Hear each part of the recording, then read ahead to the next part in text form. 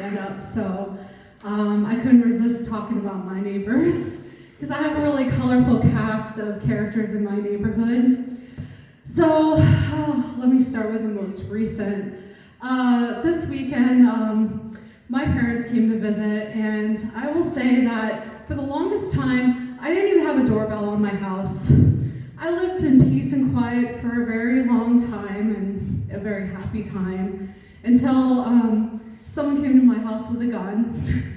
And those wonderful days were over, and my parents were like, Amanda, you really need a doorbell on your house. You live by yourself with just 2 cats, and they're not very great at guarding the house, so here's a doorbell. And now that I have a doorbell, it rings all the time. And this weekend was actually no exception, and my parents came to visit, and they were really great at leaving my front door open, which made my house even more inviting than I wanted it to be, of course.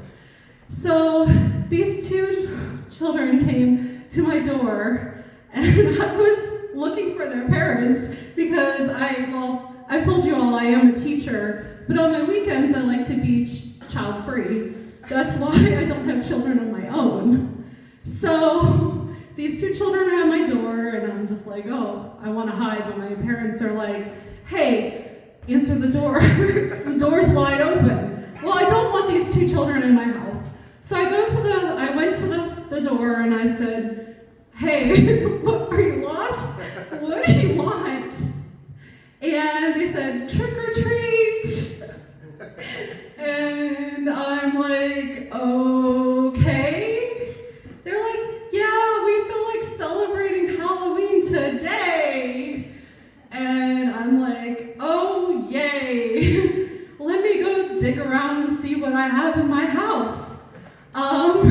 Because I obviously my house is decorated for Halloween because it is my favorite holiday, but I wasn't really expecting trick-or-treaters. So I went digging around in my house, and I found a comb and a little bit of thing of tissues. And I said, here you go, happy Halloween, enjoy. And my mom's like, did you have any candy in the house? I was like, no, I wasn't expecting trick-or-treaters. But I guess I had what was coming to me because I remember actually doing that when I was a kid. Except I did it in one summer. I was dreaming of Halloween. I was dreaming of what I wanted to be. And my grandmother was like, well, quit dreaming about Halloween. Dress up. Go to door to door and trick or treat. And so I did. In the middle of July, put on a costume, went door to door, did the same thing these children did, except did it at a very random time, not even in the same month that it was supposed to be. And I went, knock, knock, knock, trick or treat. And I was actually scaring people because they weren't expecting to see, a ghost in the middle of July. And they're like, what the hell? And I'm like, happy early Halloween. And I said, we're here to trick or treat. And people were actually giving us money because they didn't have any candy in the middle of July.